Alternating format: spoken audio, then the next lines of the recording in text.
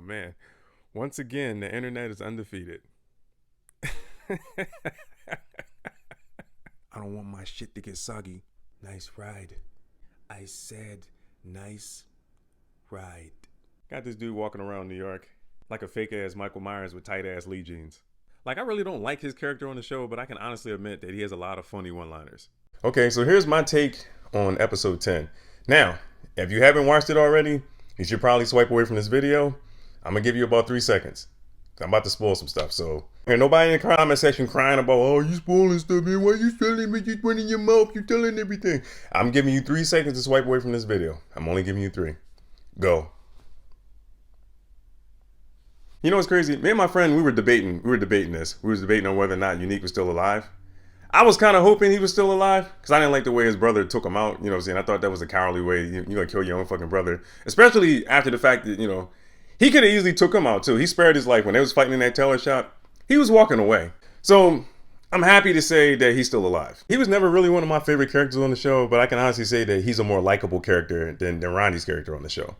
I think it's cool that they figured out a way to revive his character because I was reading online that Joey Badass, I think it had something to do with like a scheduling conflict or something like that because he's about to record some new music and he's touring, he's on the road touring and stuff like that. So I thought maybe it was a scheduling issue and that was the reason why they had to kill his character off.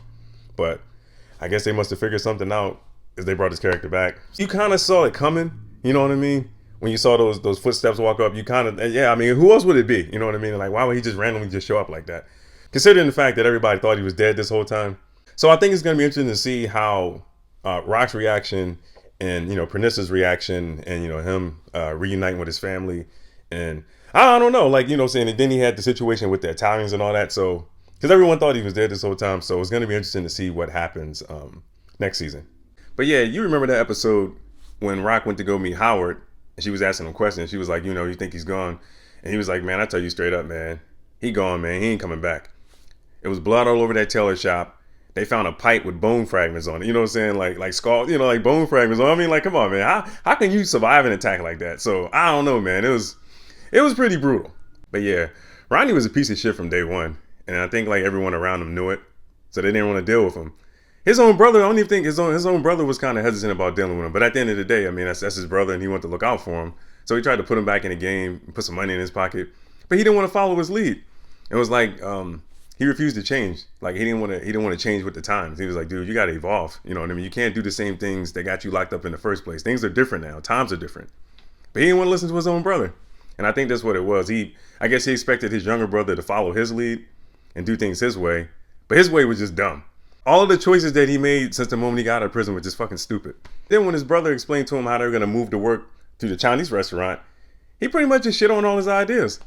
And you can see the frustration in Unique's face. You can see how frustrated he was starting to get with him. He was just like, man, when is enough going to be enough? But yeah, with Ronnie, it was only a matter of time. He went out of his way to beat up a nightclub bouncer because he made fun of his tight-ass Lee jeans. And then afterwards, he decides, his brother wasn't moving fast enough for him to put him back on. So then he decides to go out on the street and carjack some random black guy. After he carjacked this black dude, he goes to his brother's house and like, hey, I'm going to chop this car up to get some money because you won't give me any work. It was so stupid. Then he gets upset because Dean wouldn't supply him with any work. So then he goes to Dean's house and he kills Dean. And you want to hear something crazy? I was talking to one of my friends about this. It might be a coincidence, but did you guys ever notice? Because you remember the actor that plays Dean on Raising Kanan? He was also on The Wire back in the day. Did you notice that he died almost the exact same way that he died on The Wire in that prison scene when the guy comes up from behind him and he strangles him with the belt? But on Raising Kanan is like, well, he kind of comes up from behind him and kind of chokes him, puts him in a chokehold, and he stabs him with a knife. But the two death scenes are still very similar. My friend was like, well, he's an actor, he doesn't have any control what they put in the dialogue. But I just thought it was a strange coincidence. That's all. Ronnie was the one who put 2 and 2 together, and he figured out that Unique was hooking up with Rock after he stole a car, and he followed him back to her house. And then he confronted him about it. He was talking shit. Then he goes back to the house and he starts saying little things around Pernissa, and then she checks him or whatever about it or whatever, and then he kind of fesses up to it and is like, hey, it is what it is.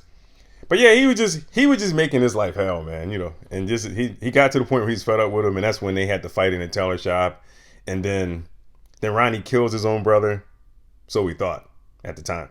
Prior to him killing his brother, he had a conversation with Juliana. And he was like, hey, I need work. My brother's gone. He's not coming back. You said you would deal with me if he was out of the picture. He's out of the picture. I need work. She started supplying him with work.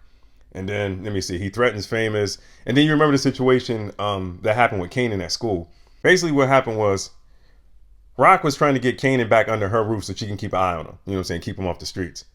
But so she ended up planting a gun in his backpack. He takes the backpack to school. He gets caught with it. After Kanan gets caught with the gun, his mom comes to the school and they work out an arrangement to get him back under her roof so she can monitor his behavior and keep him going to school. And then he's assigned a caseworker. The same caseworker that Ronnie eventually threatens, and I guess he scared the shit out of her because after that, you just never saw her again. And once Ronnie tried to kill Rock, that was pretty much the thing that sealed his fate. And Kanan took out Ronnie. Now, I was kind of hoping at some point that Rock and Kanan would figure out a way to work out their issues. But it's kind of hard to do that when your mother's been lying to you your whole life. And I don't know, he found out the hard way who was, his biological father was. He ended up taking a DNA test, and that's how he found out that Howard was his biological father. And after that, he just didn't trust his mother anymore, and he didn't want to deal with her at all. So she went through all this trouble, planting a gun on him and doing all this stuff or whatever, just to get him back under her roof so she can keep him under her thumb. And things didn't work out the way she wanted it to work out, you know what I mean? They ended up, partnering up with Ronnie and running the streets and doing what he was doing anyway.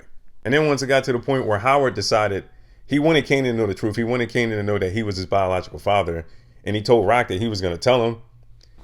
She didn't want him to. She didn't want Kanan to find out. She was pretty much just going to take that lie to her grave. Once Howard made it clear that he was going to tell Kanan when he saw him, she wanted to take him out. So then she sends Kanan to kill his own father just so the truth wouldn't come out.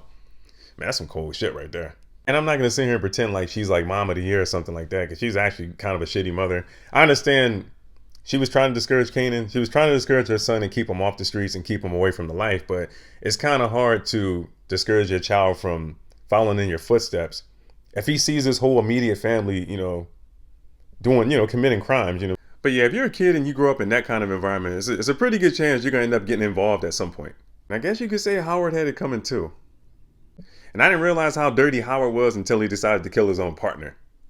So after Howard killed Burke and he made it look like she committed suicide, at first her father accepted it, but something felt off. You know what I mean? And he just couldn't settle. So then he started investigating on his own, and then he started following leads. And what happened was, ultimately he ended up speaking to his captain. Then the captain spoke to the FBI, and they started putting two and two together, and they figured out that Howard was dirty. They figured that he was connected to Raquel and the rest of the family. Once he figured out that they were onto him, he didn't have much time to figure things out. So he goes to Raquel and he's like, hey, look. He basically gives her an ultimatum. He's like, hey, look, somebody's going to have to take the fall for all of this. You know what I mean? I'm doing everything within my power to protect me, you, and Kanan so I can save us. But somebody has to take the fall. So Marvin's going to have to take the fall. So once he said that, once he tried to pin everything on Marvin because he wanted Marvin to be the fall guy, Rock made her choice.